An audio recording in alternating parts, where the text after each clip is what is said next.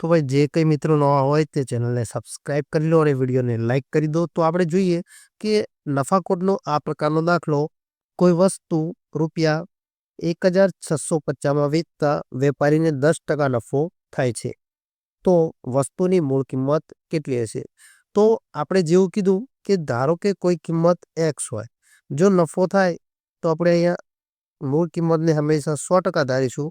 જો નફો થાય તો તેમાં વધારો થશે અને જો ખોટ જાય તો તેમાં ઘટાડો થશે। એટલે કે ટકાવારીમાં વધારો થાય અને ઘટાડો થાય। તેવી જ રીતે નફામાં કિંમતમાં વધારો થાય અને ખોટમાં ઘટાડો।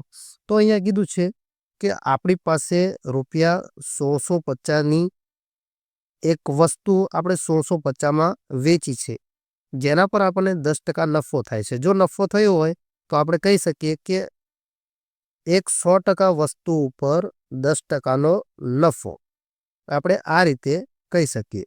એટલે કે 1650 ની વસ્તુ આપણે 110 માં 110% માં વેચી છે।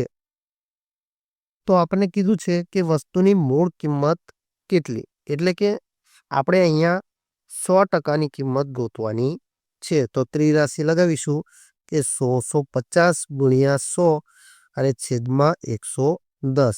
તો આ શૂન્ય શૂન્ય ગયા અને અહીંયા 15 ગુણ્યા 11 કરશું એટલે 165 આવશે।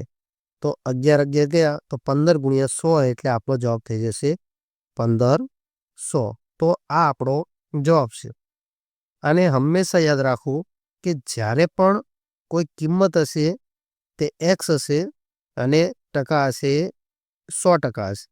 જો નફો થશે તો કિંમતમાં પણ વધારો થશે અને ટકાવારીમાં પણ વધારો, અને જો ખોટ થશે તો કિંમતમાં ઘટાડો સાથે સાથે ટકાવારીમાં ઘટાડો।